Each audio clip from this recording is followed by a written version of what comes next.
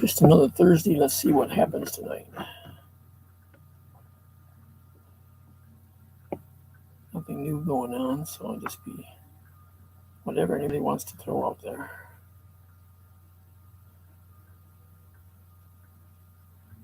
I've got one in. Is it going to be my 22nd person, or is it going to be somebody that's going to stay? Yep, they left. That was one of my 22nd people. I don't think they even made 20 seconds this time.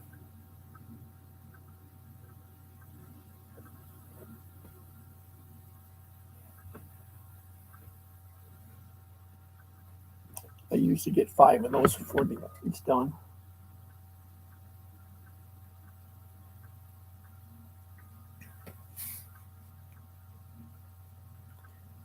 There's number 2. And they're gone. 3 more to go.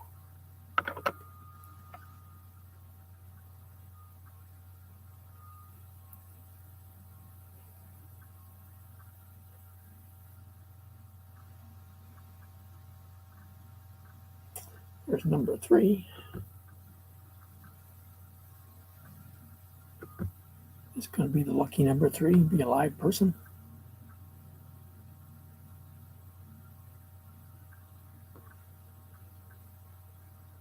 Don't be afraid to say something. Let me know who you are.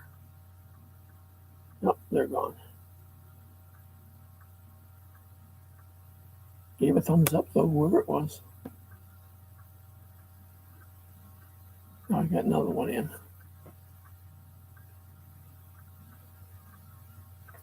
Good evening, good evening, good evening, or should I say good morning?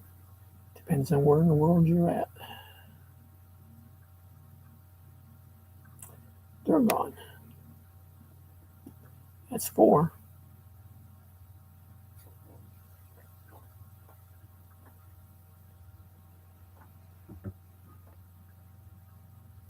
That's funny. I've gotten 2 thumbs up and there's nobody here. Hey, Sammy.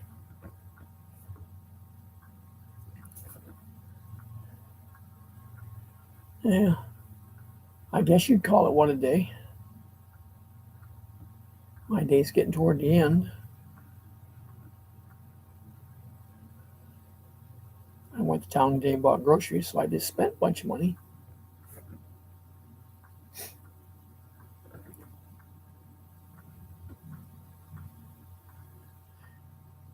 You're supposed to come pick one out. If I just get one, I may send you the wrong one.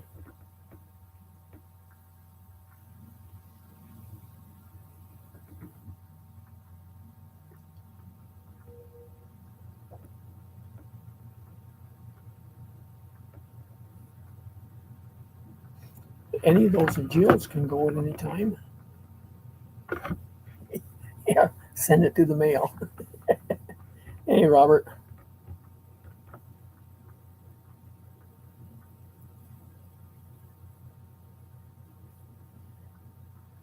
FedEx isn't too bad. They can get stuff to you.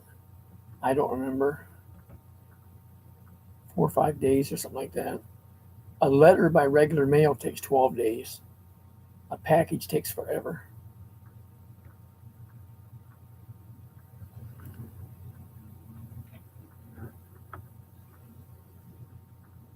Studio table. What are you building? Something you mean?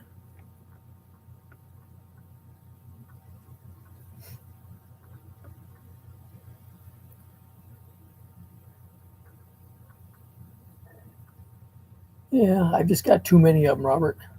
I need to get rid of a whole bunch. I've got a place here local that I'm going to see if I can take some to, of the little ones. I have a lot of people keep saying they want one, but they're either too far away or whatever.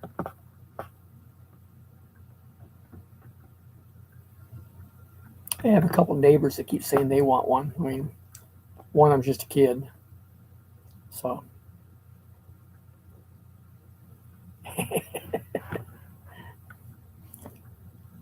So being just a kid, I'm not giving him one because It has to go through his mom first. But I don't know how they would take care of it.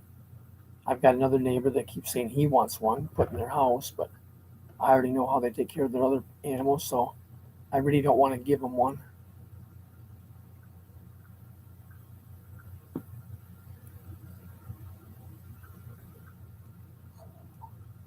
But all six of them are of Jill's, well, her five and the one that she kind of adopted, they're more than old enough to go. I could take them at any time. I need to do that. And then I need to find out how old Sammy's five are, or six are rather, so that when they get big enough to be taken away from her, I can take them and get rid of them. And then Whitetails 2 and Little Tans 5. It's going to be a while for they're old enough yet.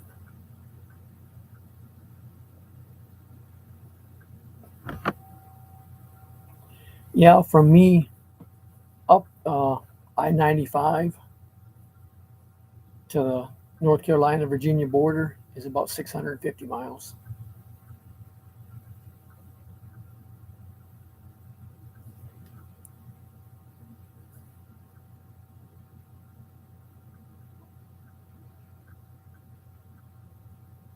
But you're not too far away, Robert. Sammy said she's going to come get one.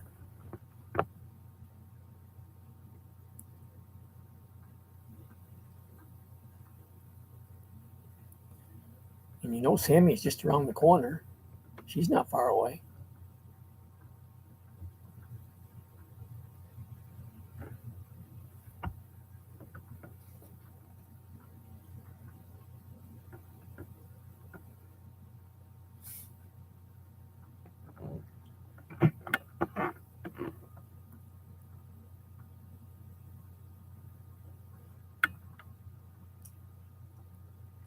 I've been up through that area before.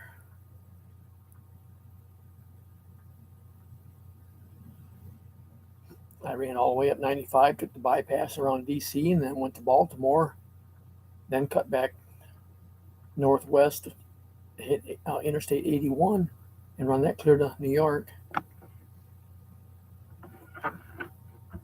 Normally, when I go north, I get off of 95 up around Fredericksburg and take 17 over, pick up 66, and then 81, and then go north.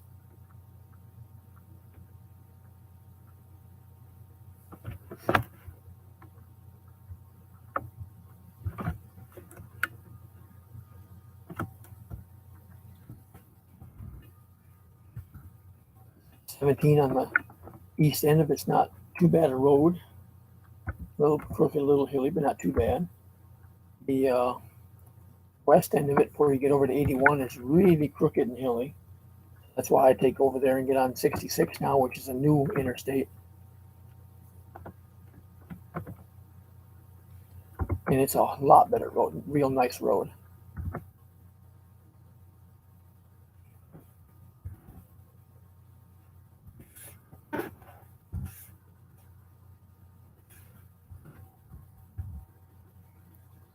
So I've got where I run that all the time. It's a few miles farther, but you know it's a whole lot better road, so it makes it a better trip when I was hauling cars and stuff because you know the weight I was. I'm going there.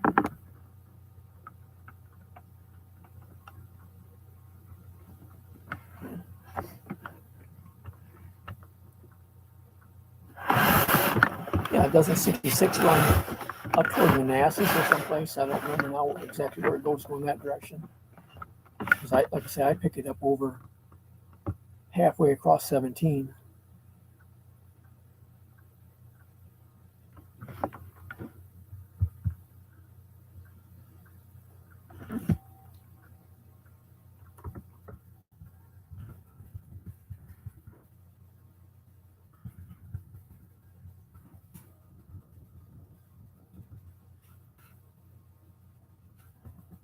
But even where they took 17 there years ago, when I used to run it, was only a 2-lane road, and then they made a good share of it 4-lane now.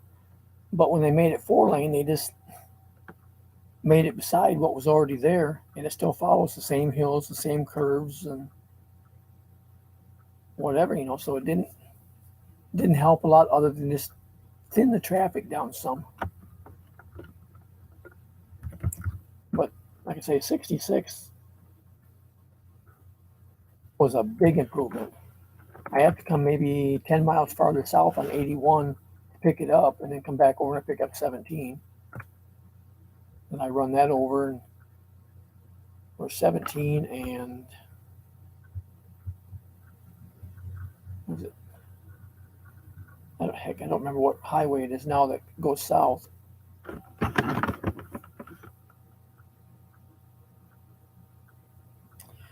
Yeah, Robert, the GL6 they've been ready to go for a while. But Sammys are still a little bit small yet. And then the others are way too small.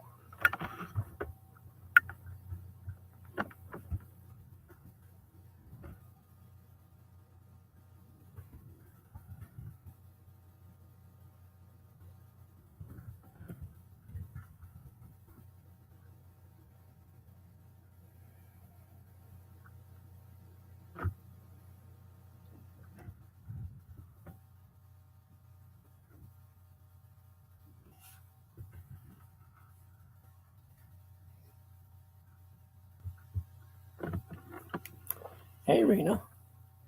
How are you doing today? What happened now, Mike?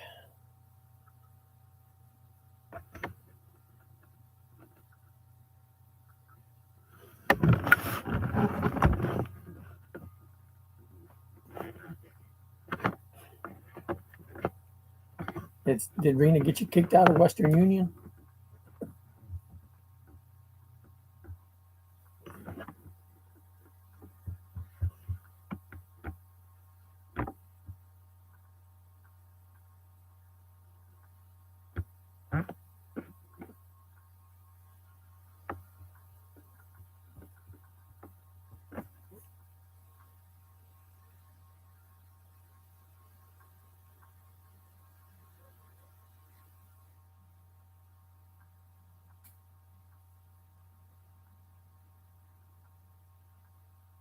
I don't know if I've told any of you. I've kind of changed the subject a little bit. My neighbors across the road that I've talked about multiple times, having problems with the dogs and stuff. He went and switched from running local, or I guess in state. Um, Now he's back to running southeast again. So last time out, he was gone 3 weeks. In the whole 3 weeks that he was gone, his dogs were running loose. She didn't bother to try to put him in. They just said, well, there's a hole in the pen or whatever. But, 4 adults over there and they couldn't go out and fix it. Just let the dogs run. Well, they've got a bunch of chickens and the dogs have killed probably half of them. Sammy, I think I've got 28 right now. But anyways, last weekend there, he was pissed off about it. He spent a bunch of time and fixed the pen supposedly to keep them in. One little one has found a tiny spot to get out. 12-year-old kid that comes over there that they watch sometimes. Yeah, I've got a lot, Sammy. And he said he fixed that to keep the little one from getting out through between 2 spots in the fence or whatever. I don't know what it was. I didn't go over. Tonight, I noticed that 2 of the dogs, the bigger ones, were running loose again. So I sent a text to him over there and just told him that two dogs were loose. They said, okay. And they came out and the kids chased him around and caught him. Got one back in the pen, the other one was still running loose, and they got checking around. Well, this time the dogs had killed both of his ducks. So I can't wait to see what happens when he gets home this time.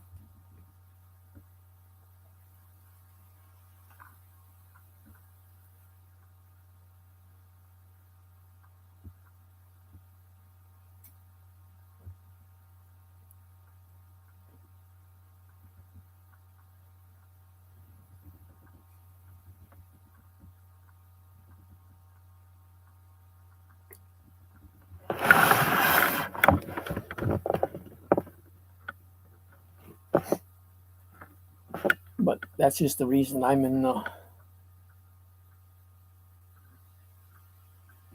situation I'm in. I can't go anywhere or do anything because of having all the cats. He wants to have, the dogs and the ducks and the chickens and whatnot. He's got a pet snake over there, and he's gone all the time driving truck, and nobody else wants to take care of him for him.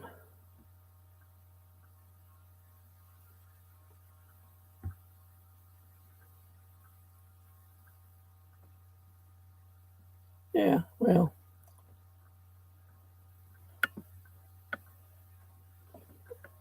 I have my opinion on that too, Mike, but what can I do? That's why I've said, all these little ones I've got now, I want to get rid of all of them before they get bigger.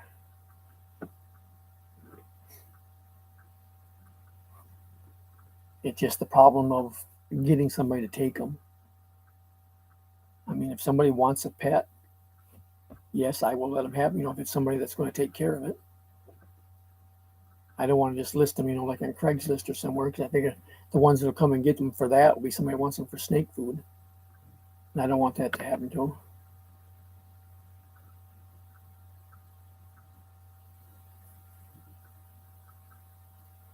Okay, Sammy, catch you later.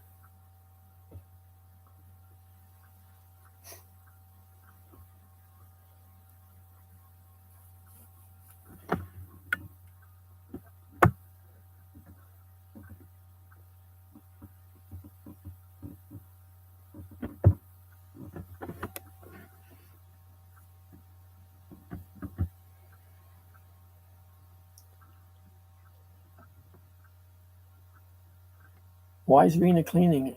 She's the only one there. The house shouldn't get dirty.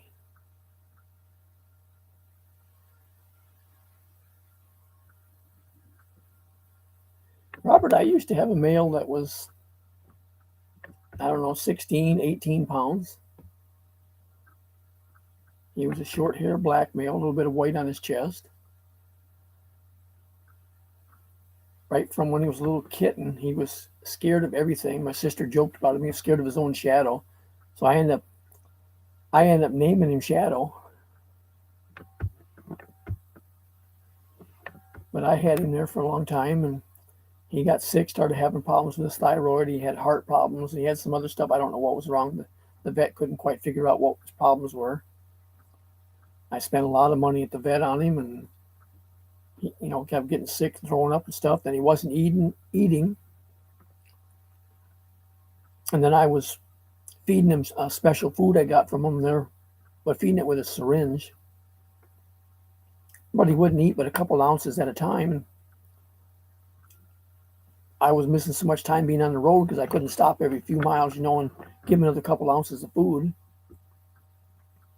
Plus, I couldn't have him throwing up in the truck all the time like he was doing here at the house. So I finally ended up having him put down. But he was 12 and a half years old when I did that.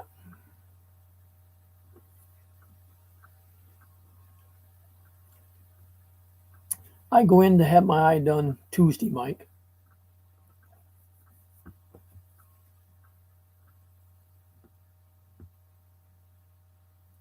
Okay, Robert, catch you later.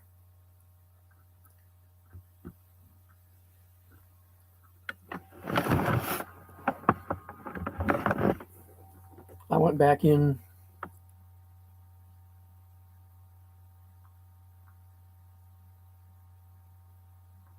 Monday of this week just to get the paperwork and stuff done, and they could just check a few things, whatever, be sure everything was satisfactory to do the laser surgery.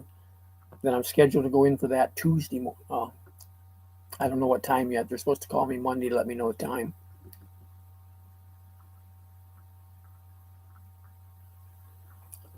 But my insurance doesn't cover that doctor, so I'm paying for it out of pocket.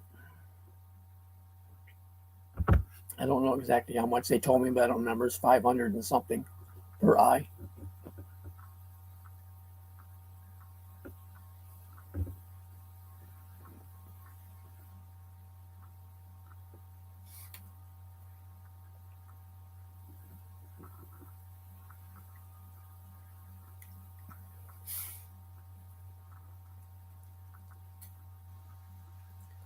but that should get rid of the blurriness that I've got right now with my eyes. What I've read online about it, and it kind of irritates me because,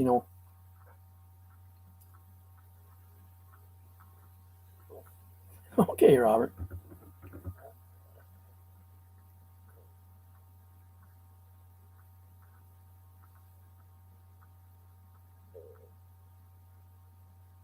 Hey, Stephanie.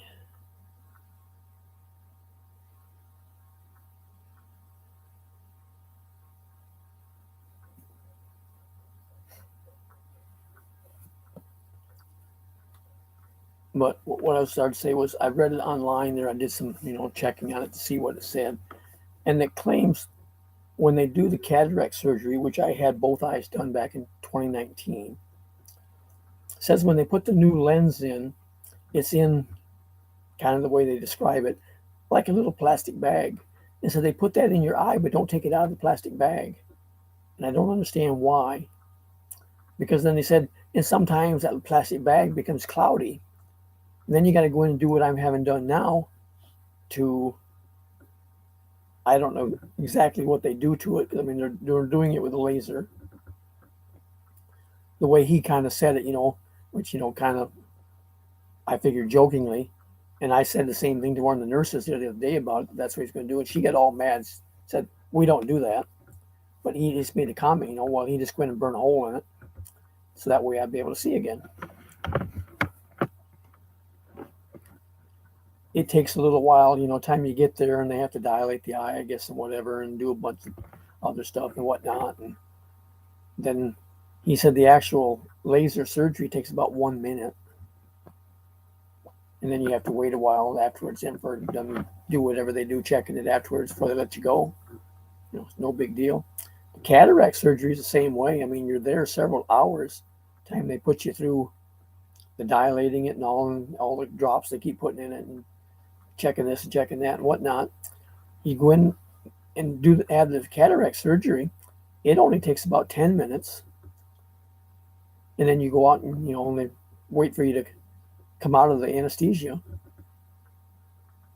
And you're not completely out when they do that because the first one, I remember nothing. I mean, I was out enough that even when my neighbor drove me home, I don't remember half the ride home even. I was still out. But when I had the second eye done, it just went so much easier and all.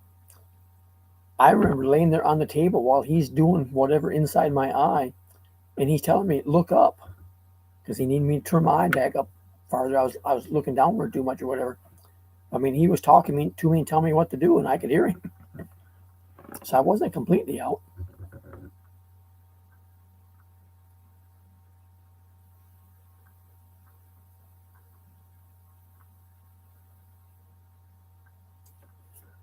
Yeah, and that's the thing of it. I mean, when you talk surgery anymore, it's not like it used to be. I mean, just like all your internal stuff there for most of it anymore, they do it laparoscopically.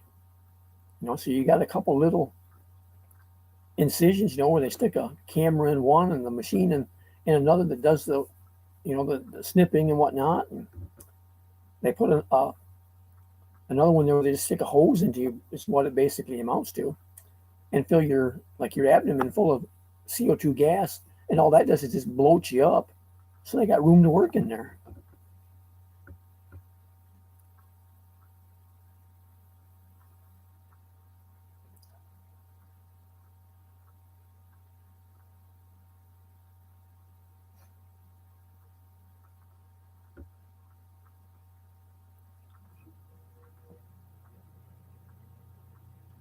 And big sure your surgeries anymore are what they call, same day surgery. You go in, you have it done, they send you home. And by not doing the opening you up to get at it to do it, you don't have all that recovery time and whatnot from it.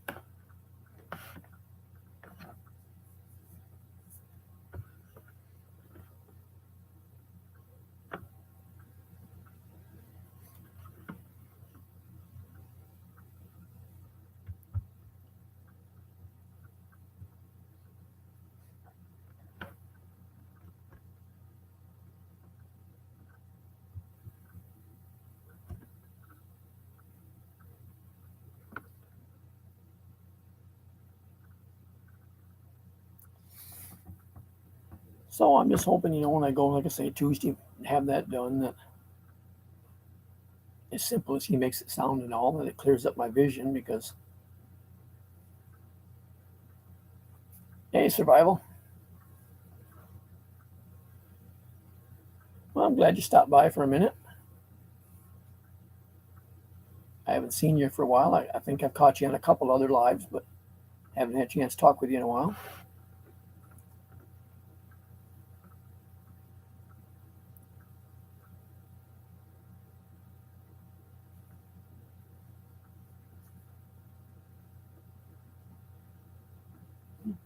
Well, and a lot of that with a tooth too also depends on the doctor. Some doctors are just, I'll be straight out with it, some doctors are just better than others. The dentist that I go to, I really like. I haven't been to him in a long time, but I used to get to him once in a while when I had problems with a tooth. I had a couple of them I've had pulled. I had one here in the front that I had to have root canal and have the tooth completely rebuilt. That one, I did the stupid thing. You're always telling your kids, don't use your teeth to bite stuff and tear stuff and do whatever. I was at the shooting range one day. We was tearing tape off to hang targets. Well, I didn't have a knife or scissors, whatever. Couldn't tear the tape by hand, so I was tearing it in my teeth, and I broke the end off one of my front teeth. I had him rebuild it, held there for a couple years, and then tooth went bad around it or whatever, and that piece broke off again, whatever. The last time I went in to have it done, there was nothing he could do to refix that one, so he did the root canal, went ahead and put in whatever they do with it, and then completely built a tooth. I mean, it's a permanent tooth. Can't take it out or whatever, but it's not mine. It's it's an artificial, but it's fastened into my jaw. But like when I've had teeth pulled with him before, he's a big muscular guy. So, I mean, his friggin' arms, are like that, and he talks to you while he's doing it. He gets in there playing around with your tooth and whatnot. He said, well, you're going to hear some crunching, and he just crunches the tooth up and breaks it, whatever he does. He's got the strength that he don't have to sit there and yank and pull on him. He can just crunch it up and pick the pieces out.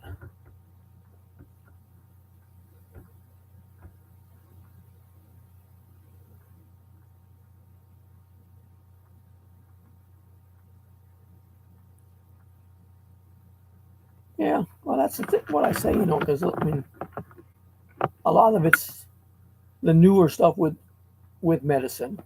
They've got a lot of newer methods, but a lot of it too, the older doctors, that's the way they thought they had to do stuff.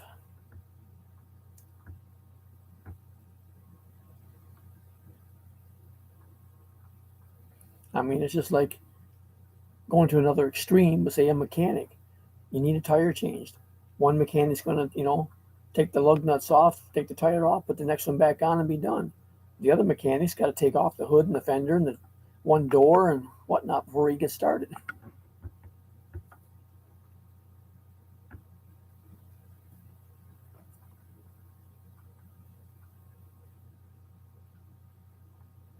Yeah, and if you watch some of the old Western movies on TV where you get somebody going into the dentist, and and we joke about the way they're doing it. The dentist gets up there and puts his knee in the middle of the guy's chest to hold him in place while he pulls the tooth out. Well, that's very true, Mike. But that's also not just in doctors. I mean, that's in all professions. I mean, another prime example is truck drivers.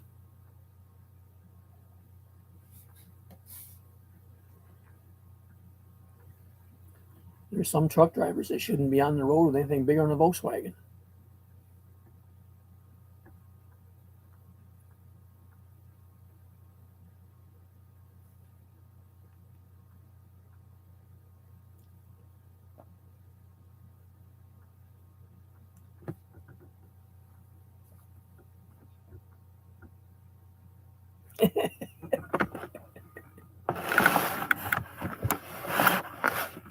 Well, the thing about it with a writer is, everybody has their own method on that, and that's what makes them what they are.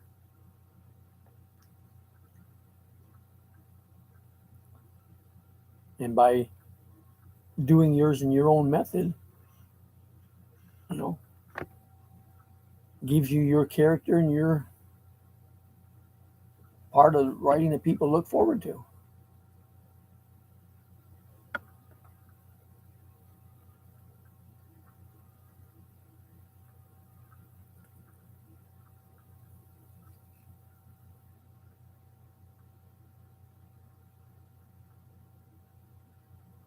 Yeah, that's what I say. I mean, writing, everybody has their own style.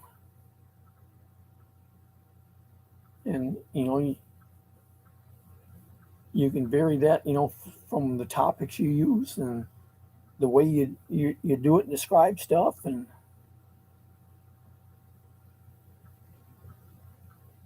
even the language you put into it. I don't mean language between, English and Spanish and Tagalog or whatever, but I mean just whatever language you're using, how you use that language.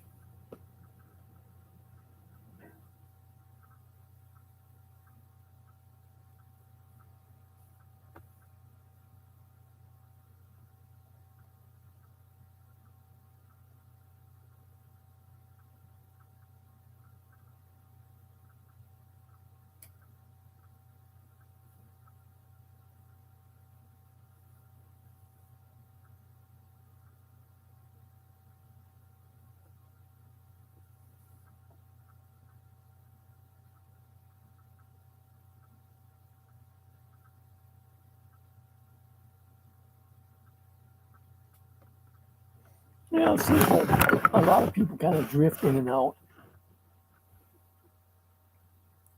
And I think with a lot of people, after a while, YouTube just gets old. You get tired of the same thing over and over again. There's a lot of people that I've talked with, over the time since I first, came into YouTube, that some of them are gone. Others have left, for whatever time period and came back.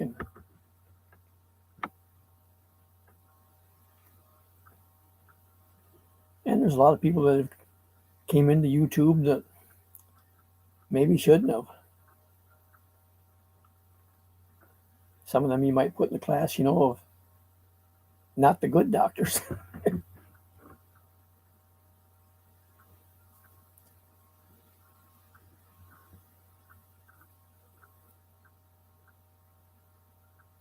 Well, that's the thing with me. I mean, everybody, says, well, you didn't come into my live, you didn't do this, you didn't do that. Well, I can't get to everybody. I'm sub to, I don't know, nearly 700 people, I think, or whatever. I don't remember. Well, hell, if I go to every one of them, to the lives that they all do, there's not enough hours in the day for me to do it to begin with. So I miss some.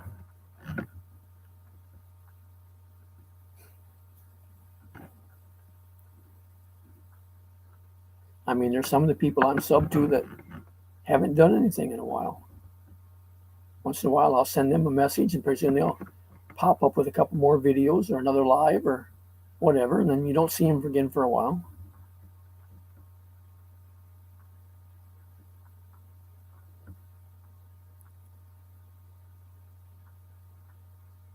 There's one there that she had 2 channels and was doing, I thought, good with both of them. And then she just quit doing anything on them here recently.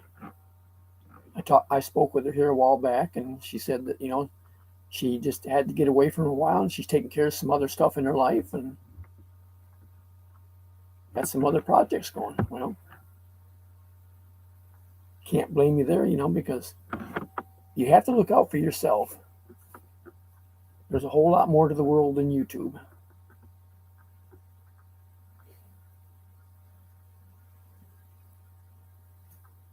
Well, I have 2 channels, but it's only because this one here is my main. It's my oldest.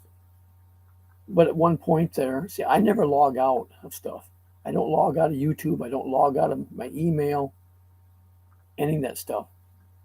And I don't remember what the problem was, whether it was my computer, the internet, or what happened, but I got logged out. I couldn't remember what the password was. I played with it, and kept trying to come up with it. Was wrong. And the email account that I had associated with it, I couldn't remember the password yet. So I made a new account and lost everything that I had here, I thought. And I started using it and, slowly bringing the people I had here to the new one. I only put a couple of videos on it. And then one day I was going back through one of my other email accounts. I've got more than one email account because I've used them for different things over the years. The one I use the most is the one I just visit with friends with. I had one that I use for local work stuff. I've got one that I use just strictly for my trucking. I've got one that I use for if I order something from Amazon or wherever, I use that. That's the one that FedEx or Western Union or any of them places contacts me through. But I was going back through one of my email accounts and got clear back into old emails because I don't delete most of them. I've got an awful collection of old junk emails that I should go through and delete stuff of, but fortunately this time I hadn't. And going back to 2012, I found an email that had my how to get the password for my account. So I was able to go back in and reset a password for this YouTube channel and open it back up. Otherwise, if I hadn't saved that old email, this one would be gone.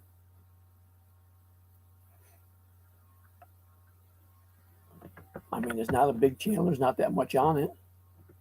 I don't do anything fancy with my videos.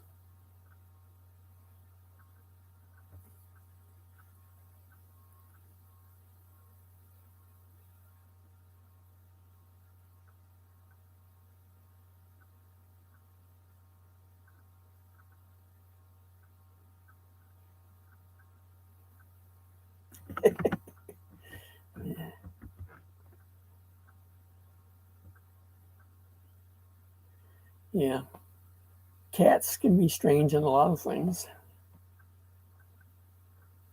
My cat Shadow that I told you about there a bit ago that I had put down, here a few years back. We had a tornado went through real close to here one night. And we was getting a bad storm that came through. I'd gone to bed. But my cat came in and woke me up, all in a panic. And the lightning was so much that it looked like daylight outside. I mean, there was hardly any space between each one of the flashes of lightning. And I got up and started checking stuff. It was raining hard, a lot of the lightning, and kind of windy and whatnot. Turned TV on, and the news is one of them where they came in, on an emergency case and talking about a tornado that was going through. And at that time, it was just 2 miles down the road from me with wind speeds over 100 miles an hour.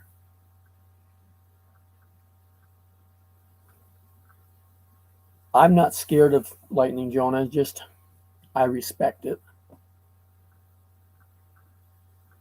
I mean, as long as you stay inside, you're fairly well safe of it. You can get hurt being outside in a storm. And I've been too many times been out working in it where I shouldn't have been.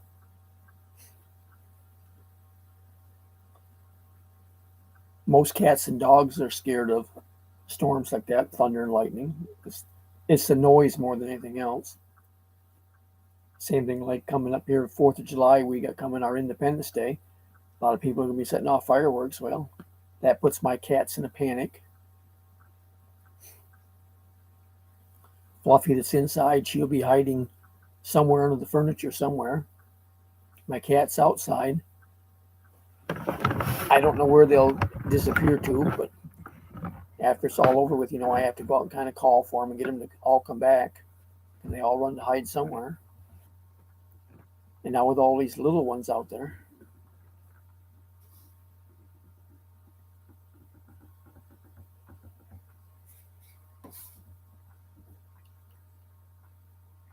I've always liked going out and watching lightning myself.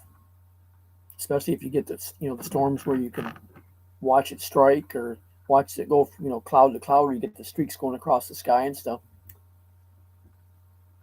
That's where it'd be nice if you have a good camera that could pick that up, because then you can get some good pictures, or if you happen to be lucky enough to be able to do it, get some good video of it.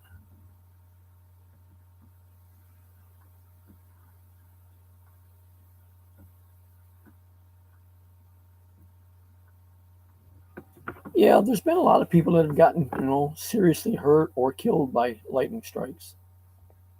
I mean, it doesn't even have to hit you if it just hits real close to you, because it'll travel through the ground and still get you.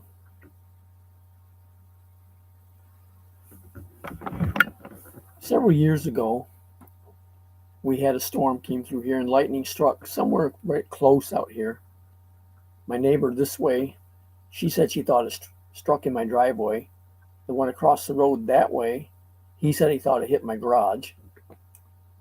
I couldn't find anywhere outside where it showed that it had hit, but when it did, it about half the breakers in my breaker box it tripped.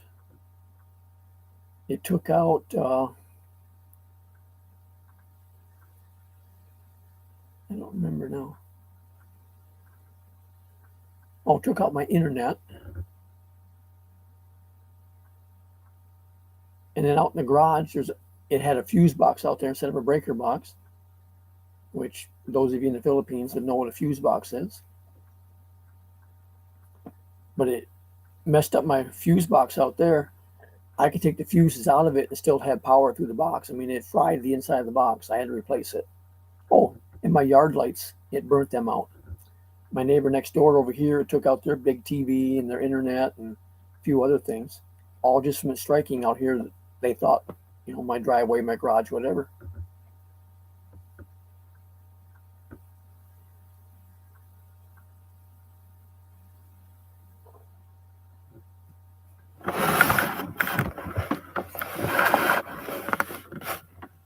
Not too long after that, I was out one day somewhere with my truck. I don't remember. Came home. And it was raining so hard.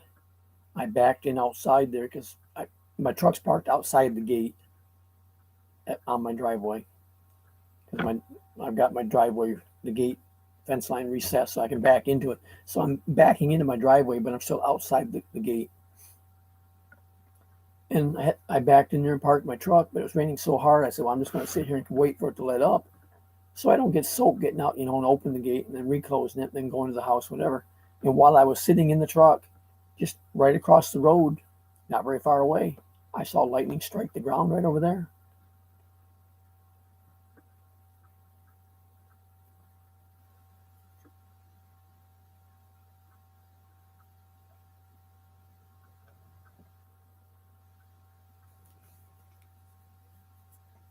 Well, we get a lot of thunderstorms here in Florida all summer. We don't see too much, thunder and lightning during the winter. Once in a while we will, but very seldom.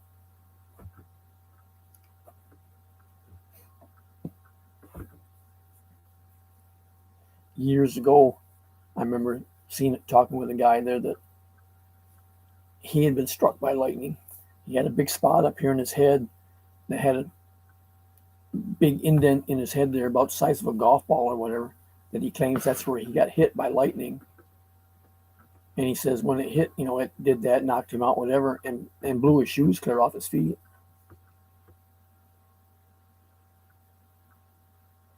Yeah, you're a little far north for it being hot there like you're getting now. Let's see. It's been hot here today. Let's see. Yeah, damn it.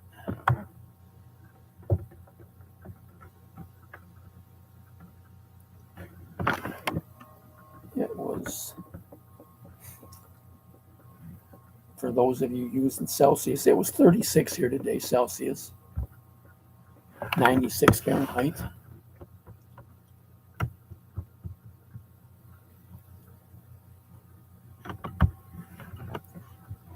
It's still 28 here right now, Celsius. or 83 Fahrenheit.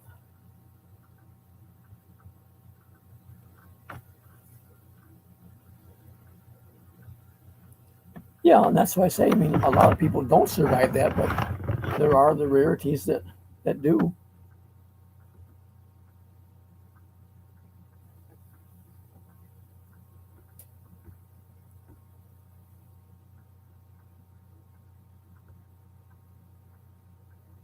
And a lot of it, it varies from person to person how things affect them.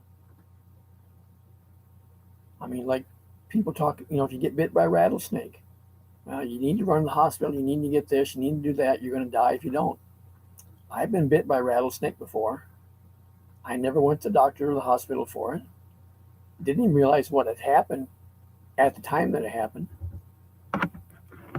But I was doing some work outside with a chainsaw back in some brush, and something hit my hand. I thought it was just where the chainsaw caught into a vine or something that came back and slapped my hand. It hurt when it hit, but it caught me right in here. And I just kept on working. Well, as the day went on, my hand got sore and kind of achy, on up into my arm and stuff. It didn't swell up or nothing. Just got, that dull, achy pain.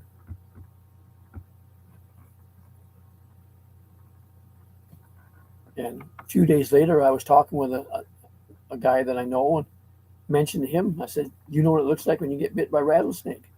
And I went to move my hand out. He looked, before I even said anything. He said, "Yeah, you got bit right there." But the thing of it is, I mean, like I say, it affects different people differently.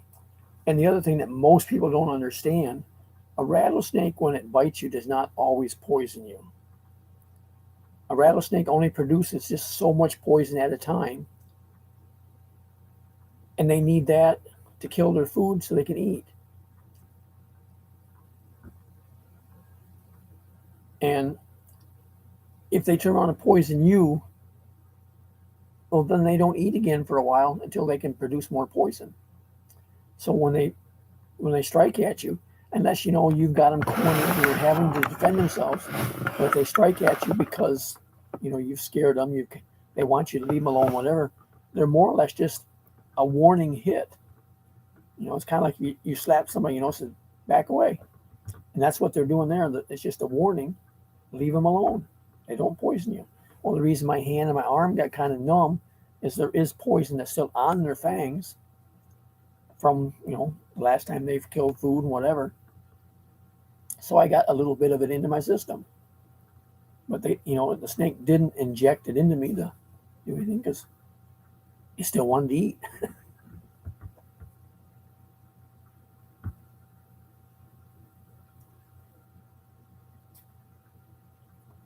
And I don't, as far as the venom paralyzing you, different snakes' venom affects you in different ways, and I don't remember which ones do what.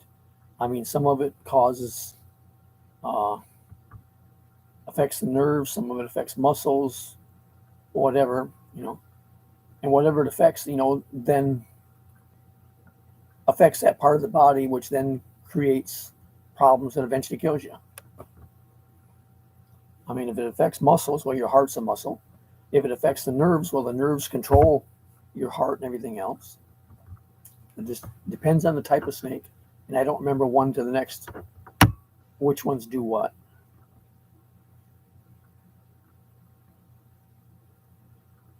That's like the coral snake. We have them here in Florida. They don't have fangs, they just have little tiny teeth. So if they bite you, they got to get their teeth chewed into your skin in order to poison you. But they're supposed to be very deadly.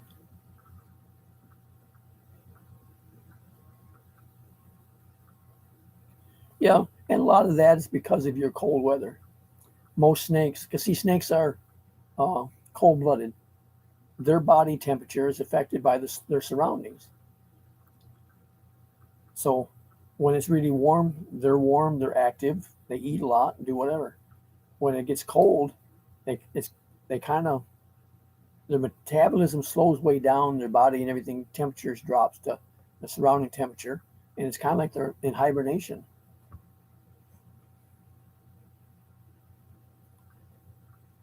That's why you don't see a lot of snakes like that way up north, and you don't see them in cold places.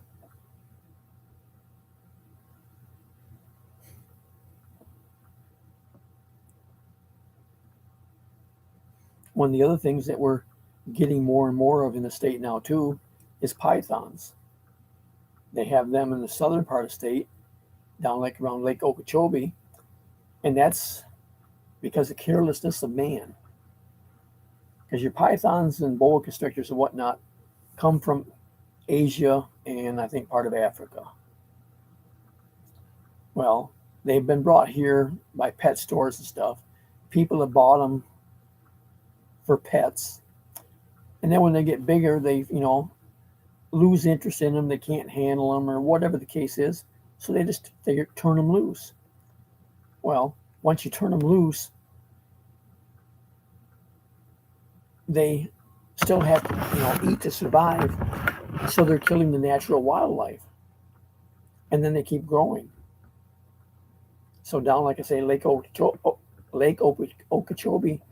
in the National Everglades, there's a lot of pythons and boas down there that are just running rampant now, and they're killing all the natural wildlife there to survive. Pythons only kill to eat. They're not poisonous. They're a constrictor. So anything that they get a hold of, they grab it with their mouth. They have small teeth, so they can grab a hold. You don't hang on to it. They wrap around it and squeeze. And every time you exhale, they just tighten up a little bit more so that you can't inhale anymore and you suffocate. You can't breathe. But pythons only kill to eat.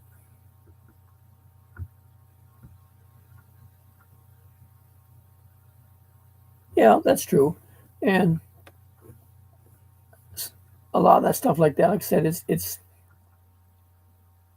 a man-made problem. And they made it hard on other people now because it makes it harder now to go buy them. Some places you got to have a permit or a license to own them. Didn't used to be.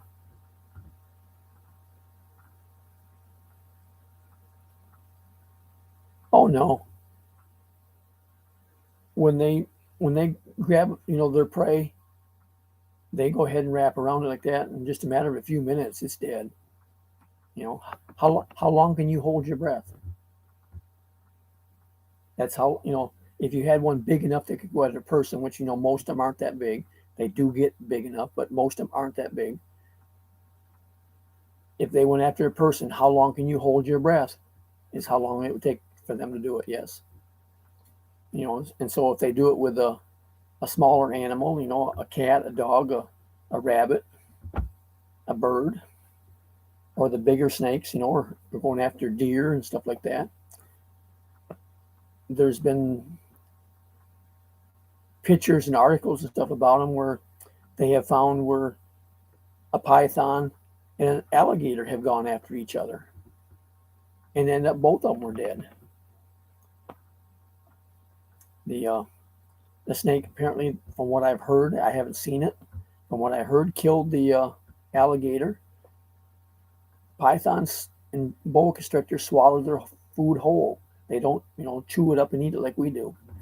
Well, the snake attempted to swallow the alligator, and it was too big, and the snake exploded.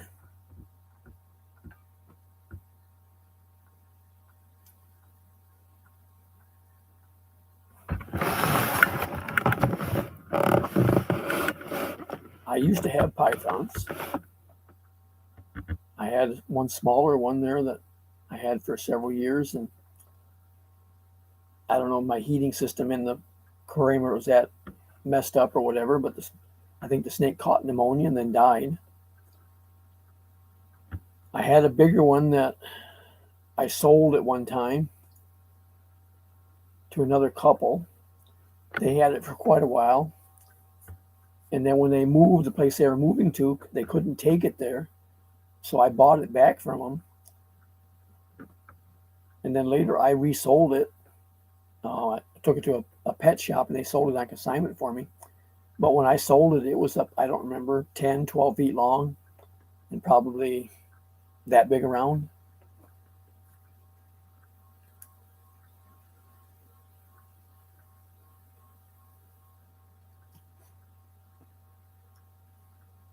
But the day that I took it to the pet store, a neighbor near here, he's gone now, but he used to raise rabbits that he sold to people, for meat. And I just went and bought a rabbit from him, give it to the snake, and the snake ate it when I took it to the pet store. But he was big enough, he would have ate probably another couple rabbits if I'd have give it to him.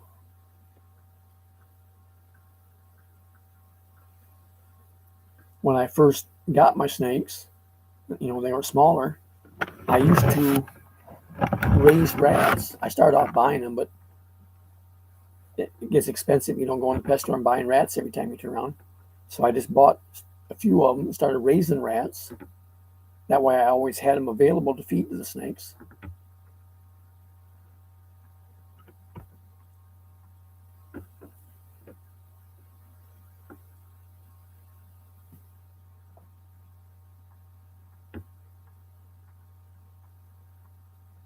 That's the same thing, though, say here with the alligators.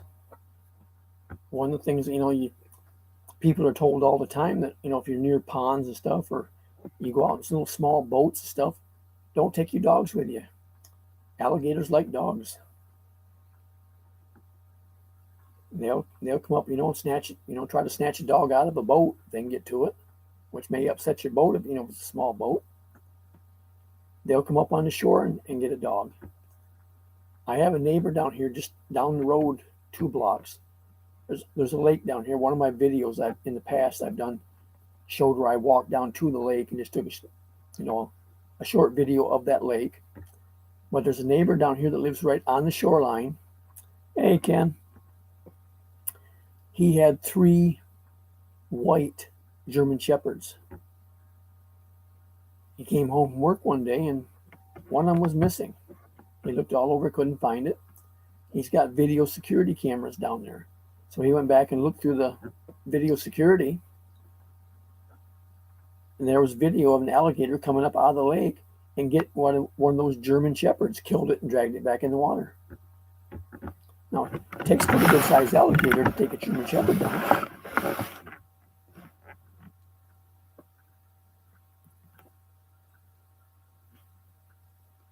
But, that gives you an indication of their power.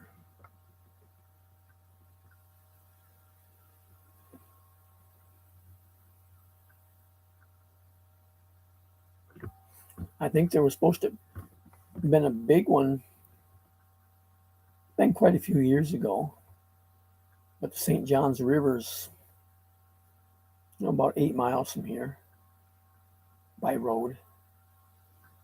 And there was a dock and park area there along the river. And I don't remember all of what happened, but it seemed like it was a kid or something that was there. And a big gator got the kid. And they, hunted for the gator to find it afterwards, so they could kill it. But they took a kid down there one night.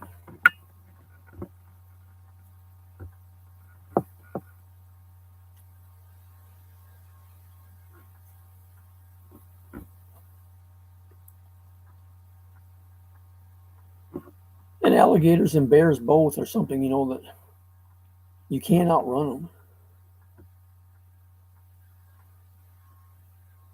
They say, this, whether it's fact or just story, but like with alligators, they always say if when you run from one, run parallel or at 90-degree angle to where they're at, because they said they can't turn real fast. They can outrun you, but they can't turn fast. So if they're coming this way, you run that way, so they can't turn to come and get you as easy. But they can't run very far, very fast. But if you're in very close to them, you can't outrun them.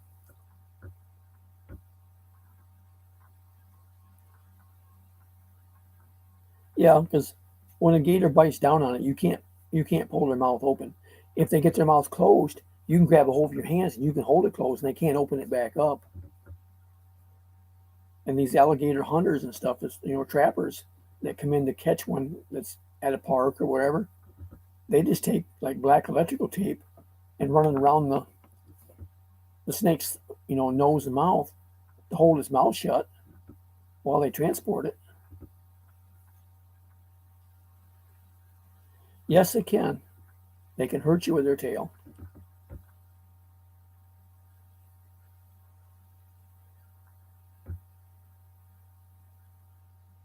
Alligator tail's good eating too.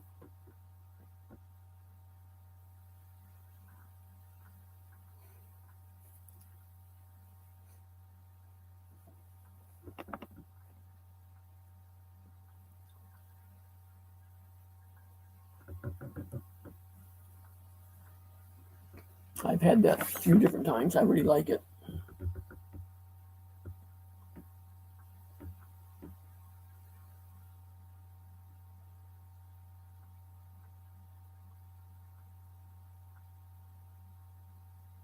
But alligator is one of those meats that you don't want to overcook it or it becomes like rubber.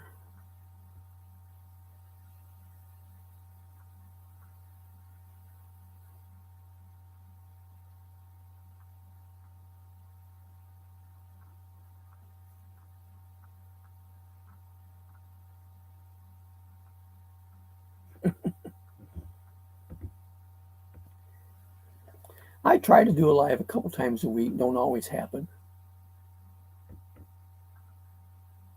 Just depends on what's going on here if I get time to do it. And then depends on what everybody else is doing, whether I have many here to keep it going or not. I've had a couple times there that haven't had anybody show up, and I just go ahead and after a short time I end it and just delete it.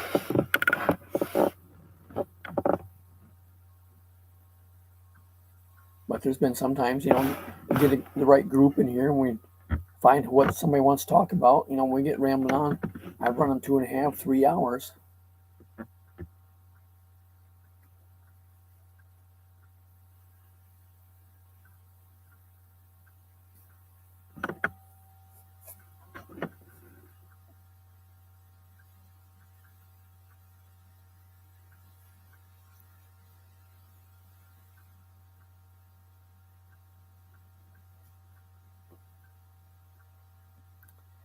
Well, I go live once in a while just because it gives me a chance to talk to people. I'm kind of like my grandfather. They always said my grandfather never met a stranger, just somebody he hadn't had a chance to talk to yet. He could go anywhere and talk to anybody. That's the way I am. And like I said, I don't have a lot of magnifying glass. I don't have a lot of content in my videos. I don't get out and do stuff like a lot of people do. One, I don't have a good camera for doing it. Two, I don't know how to edit videos. So what you see is what I did. If I go out and take a 3-minute video, that's what you see is a 3-minute video. There's nothing cut out of it, nothing changed or whatever. And I keep saying I'd like to learn to edit them because I could do a 2-minute segment here and an hour later do another 2-minute segment over here of something else that I could put together and make one longer video and would be of more interest. But I don't know how to do it.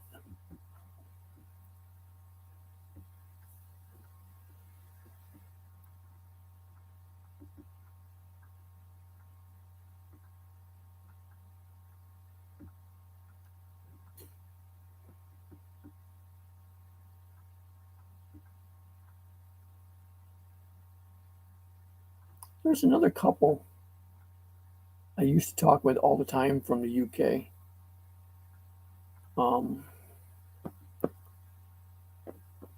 She just changed her channel name now, and I can't remember what it is. And she's not on much anymore. Used to be on.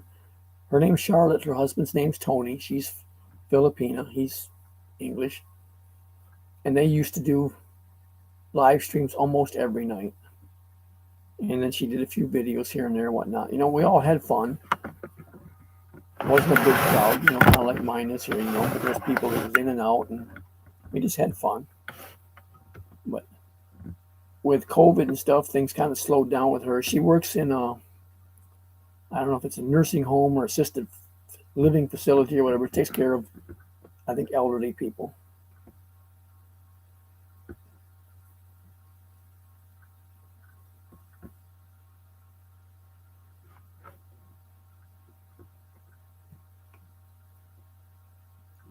But I haven't seen much of them on in a long time. When I first got on YouTube, I was mostly all on just trucking channels. That's back when I was, doing stuff with my own business of transporting cars and stuff, and talking with other drivers, and just had fun that way. Made a lot of friends and whatnot through the trucking community, and a lot of new people there that I tried to share my knowledge with. Some of them didn't like the idea, they thought they knew it all and didn't want to hear from somebody else, but whatever. But I don't go to as many of them as I used to. Some of them aren't even on channels anymore. That's kind of faded away with some of them. Some of them have just quit YouTube altogether, I guess. A lot of them I go to anymore are the Filipino channels. I have a lot of friends from the Philippines.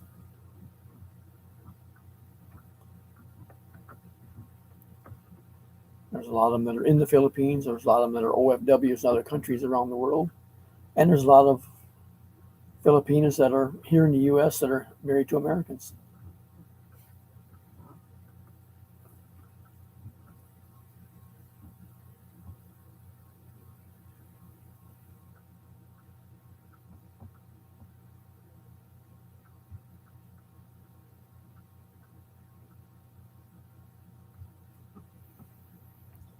Yeah, they started off here with that, with everybody supposed to be locked down and whatnot, but it didn't last long.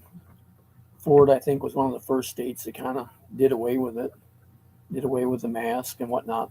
I never wore masks the whole time of any of this myself. I've also never went and got vaccinated.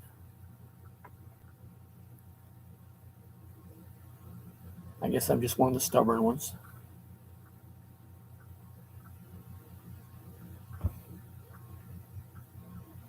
But it's like everything else. I've never gotten the flu shot or any of them either. And I've told my doctor, I don't like doctors. I don't like medications.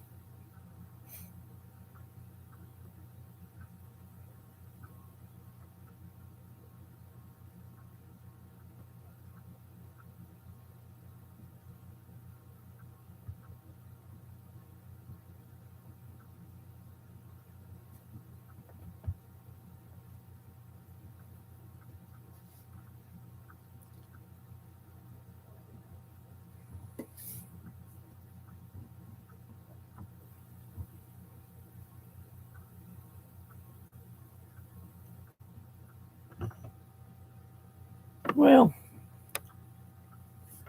it might have helped keep your face warm, but they've already kind of admitted the mask didn't help. They said that, if you was wearing a mask and you sneezed, you could still project stuff through the mask 3 meters away. And most people don't wear the mask properly anyways, so it's not of any help. But, people were making money off selling them, so it became a requirement. It's the same thing like in the Philippines, the face shield. Somebody came up with that idea, and then it became, the rule. You had to have one. So somebody made money off of that.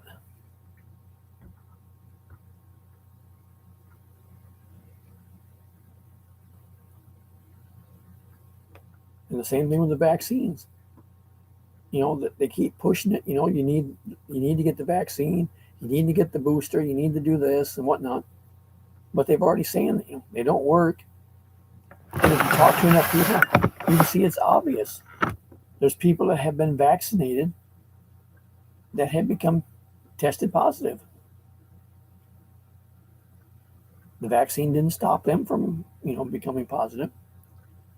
There have been people that have been vaccinated. They got sick from the vaccine.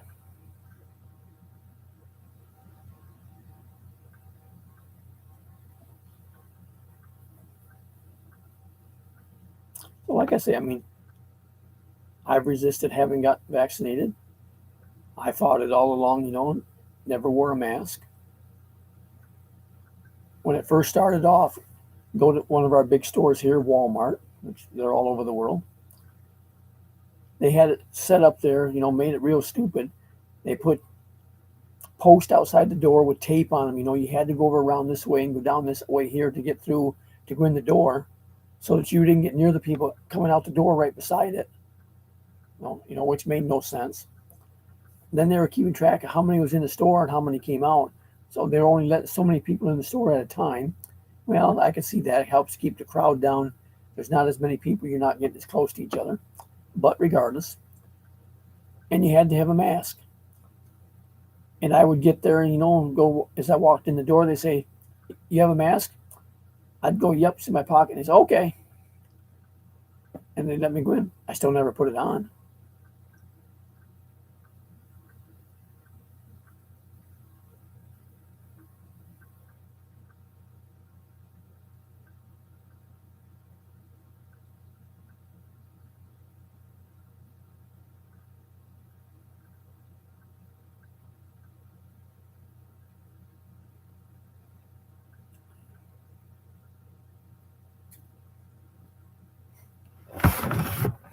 Right now, there are still people that are still wearing masks, but most are not.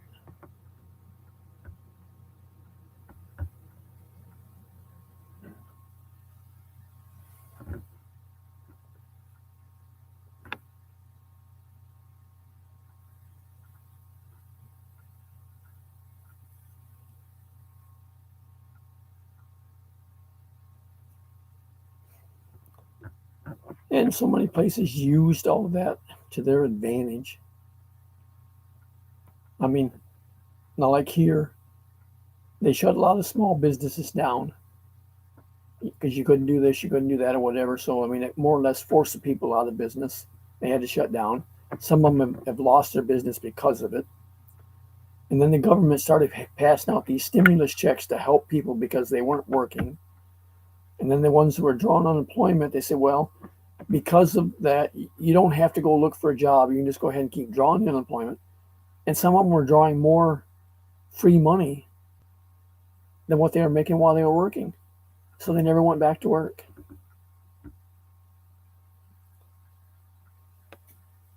And a lot of people are still not back to work. And then every place you go, they're running out of stuff because they don't have enough workers. Every business you go to has got a sign on it, help wanted. I've even seen help wanted signs at the doctor's office. I've seen help wanted signs at the jail.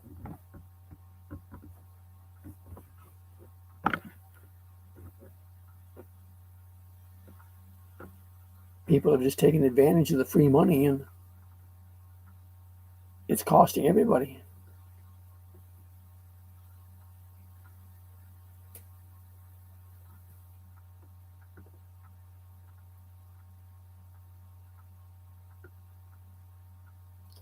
And with that, it's the shortage of stuff, whatever, that, half time you can't get it.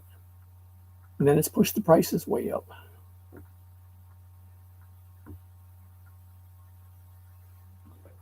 With all the cats that I have, I've been buying my cat food and other supplies from that Chewy.com online. I've been able to get it cheaper through them than even at Walmart. Well, recently, price comparison, I found Walmart was cheaper. So I bought my last few times from them. Now they're back up where they're even again. But it got to the point that a lot of times if you go to Walmart, they were out. I go online to go to Chewy to order cat food. They were out.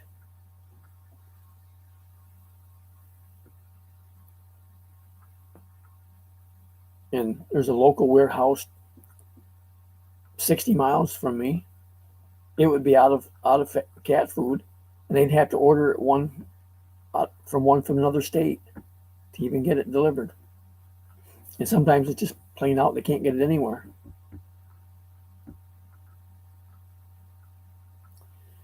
No, mine will pretty much eat anything I give them. I've never had a problem with that.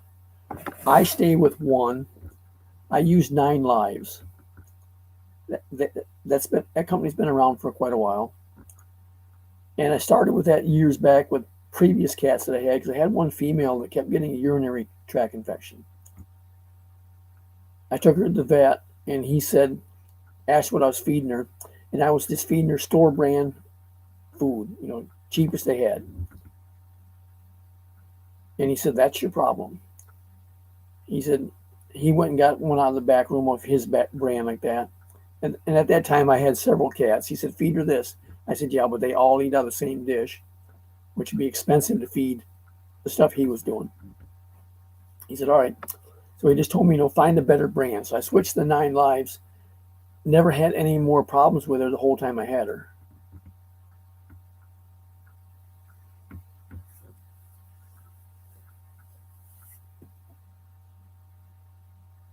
Well, they always say that with cats, or even I think dogs too, that if you change food, you need to change it slowly.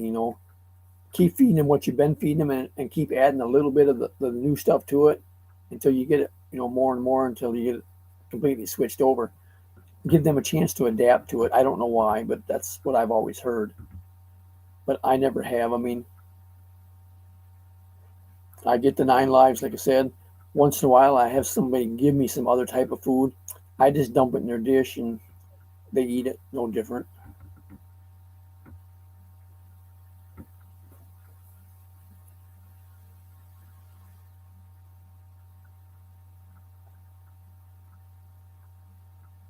Hey, Sess. Haven't seen you in a while.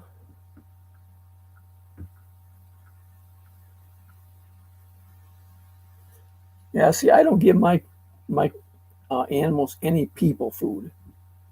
I strictly give them cat food. Now, when I had cats before, a couple of mine did eat some of the stuff I ate. I mean, but I had one cat there that she was 17 years old when she finally died. She ate everything that I eat. I mean, if I had fried eggs, she ate fried eggs. She even ate mashed potatoes and vegetables and whatever that I had. If I had potato chips, she ate those. And the hotter, the spicier they were, the better she liked them.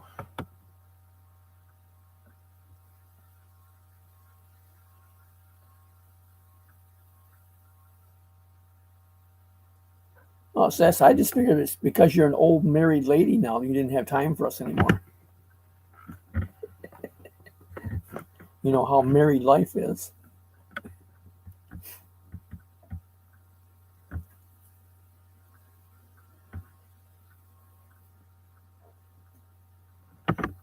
But my cats I've got here right now, I don't give them anything, any people food, with the exception of Fluffy that's in the house. I've got one cat in the house, the rest are all outdoors.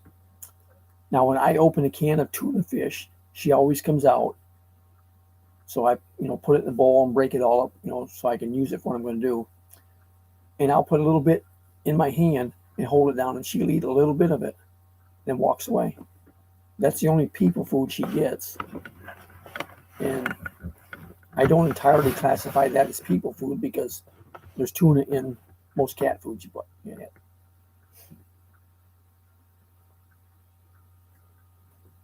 But like neighbors across the road, I mean, they're all the time throwing them out pizza and hamburger and everything else they eat, chicken.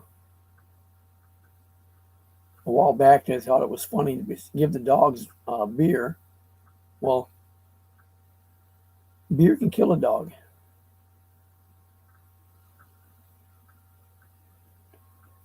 Most people don't realize that, but alcohol can kill a dog. So can chocolate. They can't get rid of it like we can, and it becomes toxic to their body.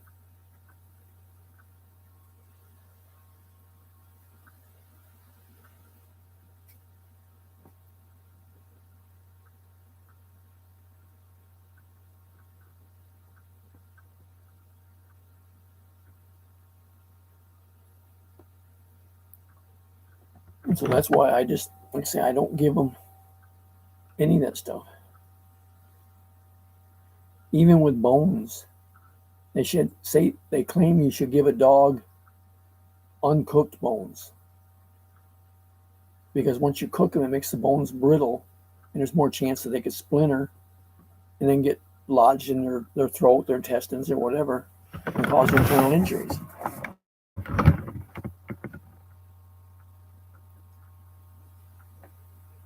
Well, the ones that are giving alcohol to them are people usually that sit around and get drunk themselves and think it's funny.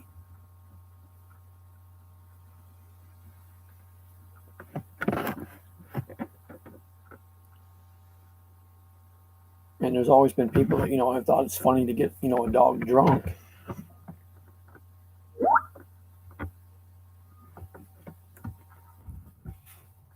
But like I say, too much alcohol, you can kill the dog.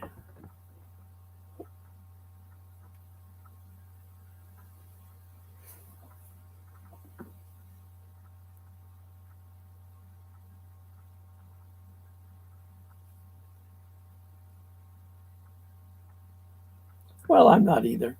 And I get into arguments with people that do that like that, and they've always got, oh, it don't hurt them. I do it all the time.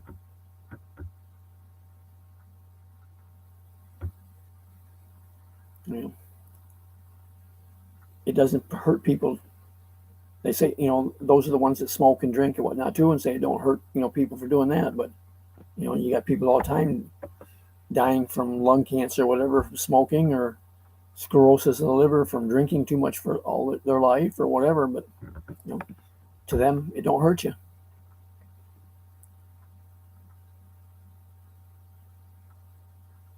I mean, a lot of stuff, in moderation doesn't hurt you. Excessive will.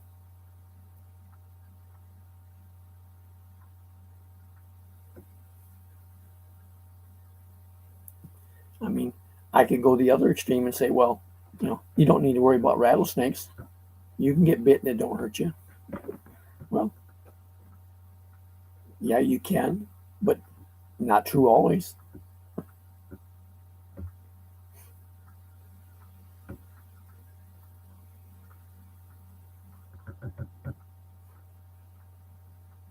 Now, I have heard, and I don't know if it's fact or not, just heard, these people that work in these shows and stuff where they do exhibits and handling rattlesnakes and whatnot, for tourists that have gotten bit different times, that they have claimed that due to getting repeatedly bit, but again, kind of like I did, not really getting poisoned from it, just getting a dose of it every so often, your body builds up an immunity to it. To maybe that way, then it don't affect you. I don't know.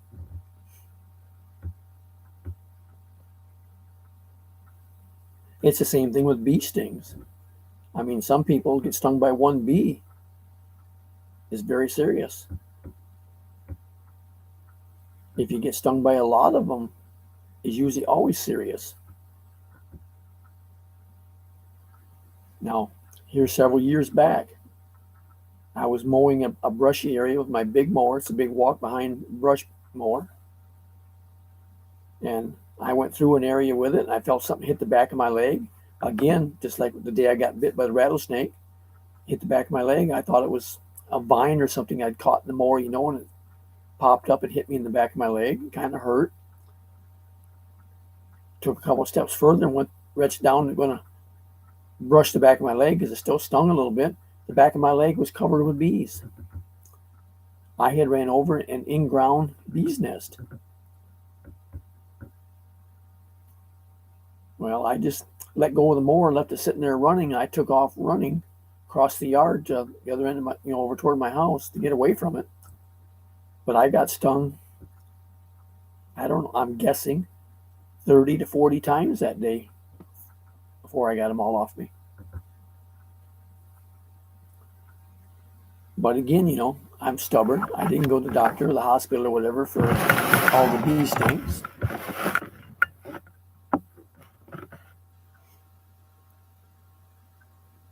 And after I got settled down and got over being nervous about it, I went and got 2 cans of them hornet and wasp spray, the ones that spray way off. You can stand 12, 15 feet away and spray. And I got one in each hand and went back out there to where the in-ground nest was, and I just sprayed hell out of, into the nest and the ones flying around and whatever, and got rid of them. Then went and got my mower that was still sitting there running and brought it back.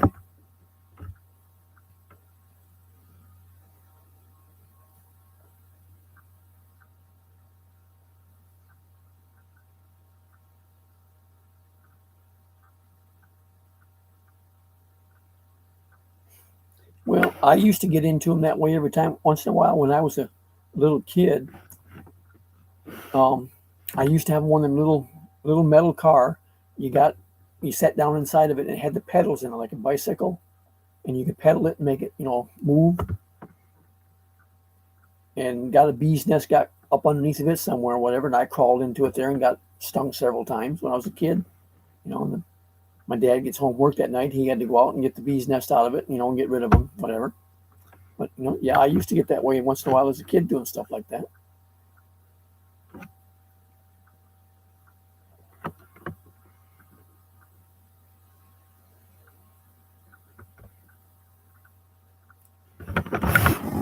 But the thing I noticed the day that I got stung by all them bees, I got stung the first couple times in the back of my leg, which would have been just as I stepped over the bee's nest.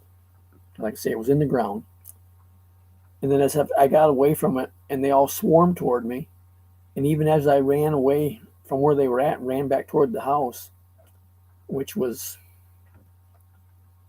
30, say 40 meters away, I didn't go in the house. I just ran back toward the house where I was on the front sidewalk, still trying to brush them off me. But I noticed that practically all the places I got stung, I was wearing a black shirt. They stung me through the black shirt. My bare arms and my face, I only had a couple stings on any of my bare skin. They all went to that black shirt. And I was wearing dark blue work pants. And I only had a couple stings there where they hit my leg when I first stepped over the nest.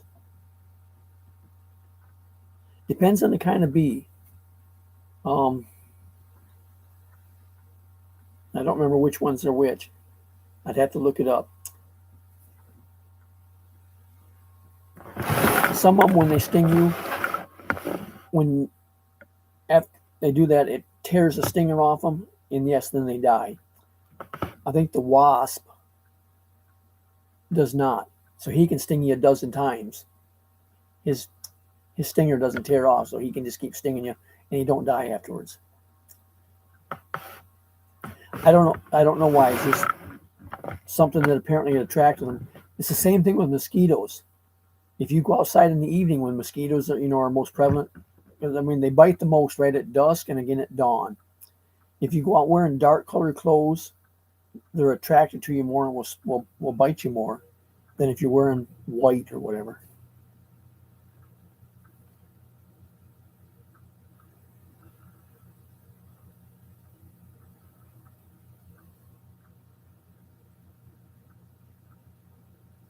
Yeah. See, there Ken just told which ones do and which ones don't. And it's the ones that are mean, the wasps, the hornets, and the yellow jackets, that don't, and they keep on stinging you.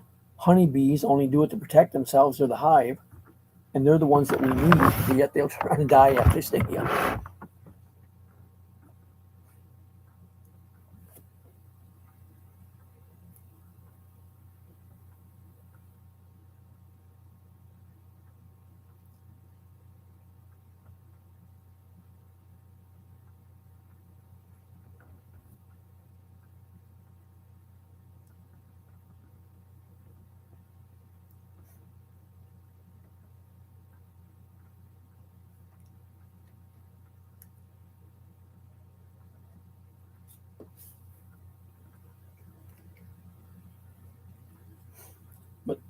As far as why they go after the dark and not the light colored, I don't know. Unless it shows up better for them or something, maybe. Because I don't know on bees and whatever, but a lot of animals, like all right, example, a bull. Now you always see the bullfighters waving the red cape, but they say a bull's colorblind, so it doesn't matter what color you have out there doing that with. He's basically going after the motion. But people always say, yeah, if you go out there wearing red clothes, the bull's going to come after you. Well, they claim not. They say he's colorblind. So maybe the bees and stuff are too, and it's just the black shows up against the background better than the white would. I don't know.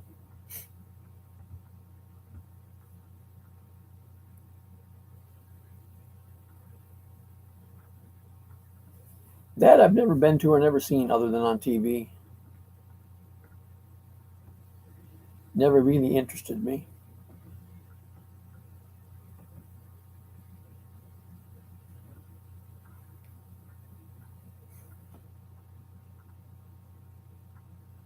But it's the same thing with the other one there that I don't like it because, it's just training animals to hurt each other.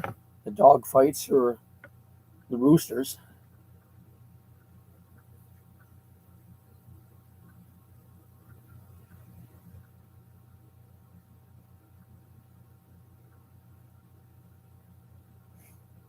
Well, I think Spain and Mexico, which is also Spanish, is where a lot of the bullfighting, I think, started at, wasn't it?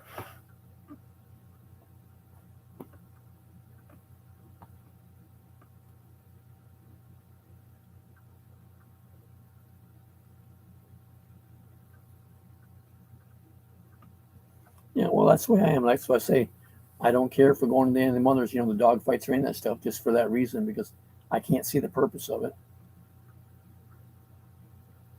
And even the dogs that they use for that, that everybody says, well, they're so mean and stuff.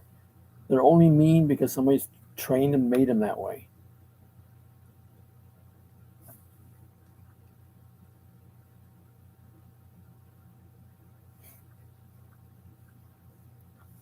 I mean, and another aspect of that is the people going hunting.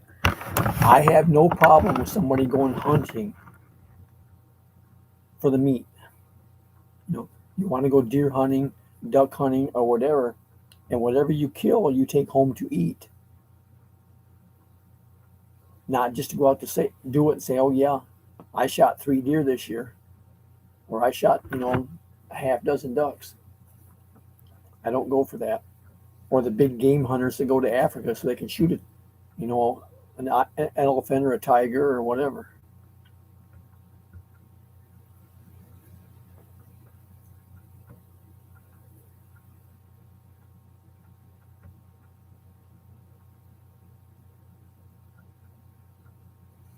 Yeah, they where I lived at up in New York, there used to be a place that you could go do that too. They had an area that was, all penned in, and the well-to-do people would go there and they'd pay whatever amount of money, and then they'd turn loose, so many fox in there for them to go in and hunt. Because that way they were guaranteed to get an animal. They weren't a good enough hunter to go out in the woods somewhere and actually go hunting to get something and then want it for meat. They just did it for a game.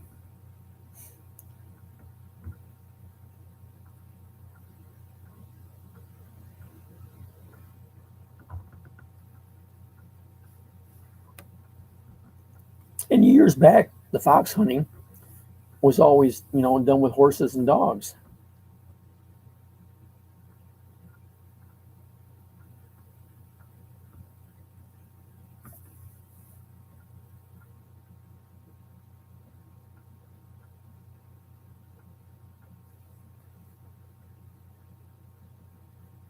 Well, it's like here. They're allowed to use dogs to run deer for deer season. I grew up in northern New York. Up there, if we saw a dog chasing the deer, we shot the dog. Down here, they use him to hunt the dog or the deer with.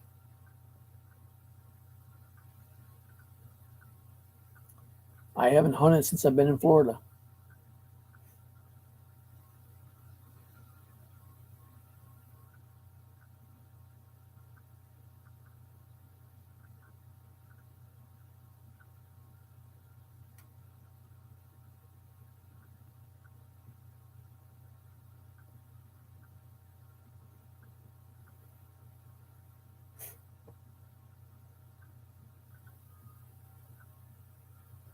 I haven't been fishing since I've been in Florida either, which is kind of sad. Being there's everywhere you go, there's water down here, but where I lived at in New York with my parents, they lived right on the river. So I grew up as a kid, being able to just go out in the backyard in the dock and fish any day I wanted to.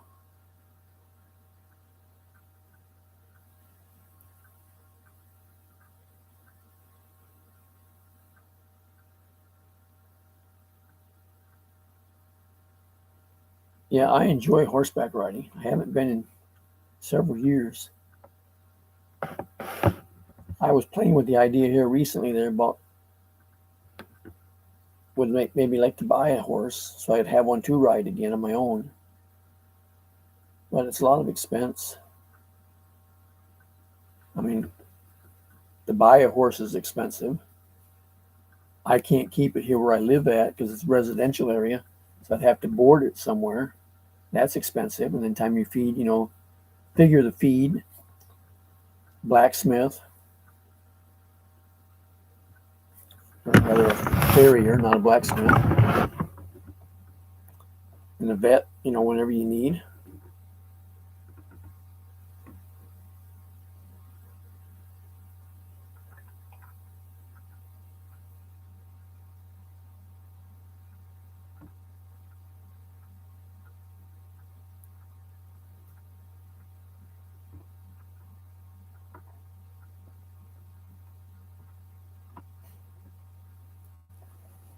But I used to work for a girl there for a few years there that has horses. And then she also boarded horses and trained them and gave horse ride, lessons to people, mostly young kids. But I used to work for her some, so I got to ride, whenever I wanted to there.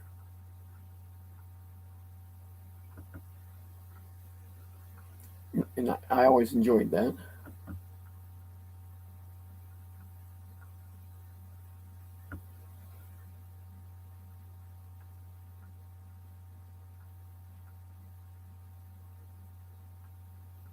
And I imagine right now everything else has gone up. Horse feed's probably gotten high too.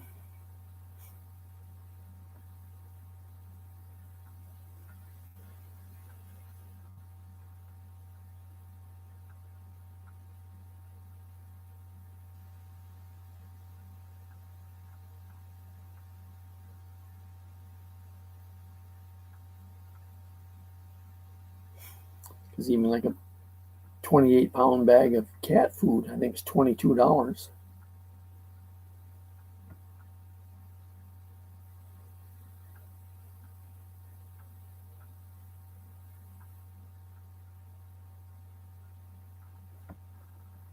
That's why I say I want to get rid of some of all these kittens that I've got now, the little ones.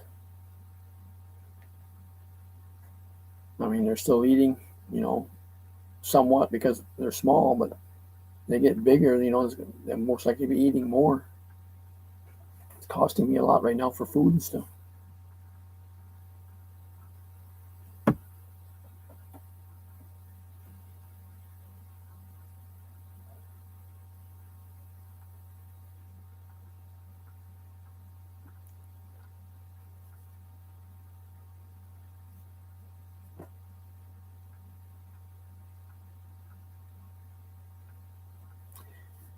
Well, this went longer tonight than I thought it was going to. I'm glad everybody that came in got join. I enjoyed talking about it. But I think I'm going to go ahead and end this.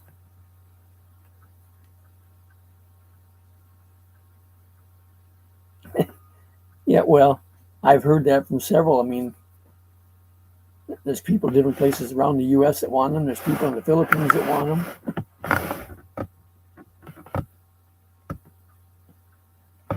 I wish there was, a way that I could accommodate everybody, but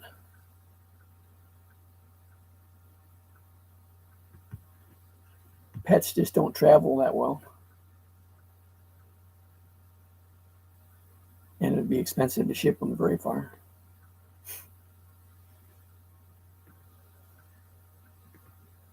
And just like when I used to talk about going to, I've been to the Philippines a couple times before, and then when I've talked about going in before and say, well, I can't because of my cats, and they say, well, bring them with you. Well, on long flights, there's too much chance that a pet won't survive the flight.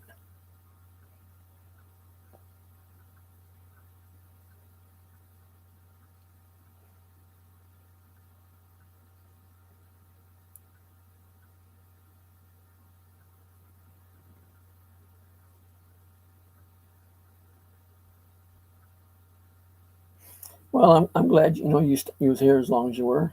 I enjoyed talking with you.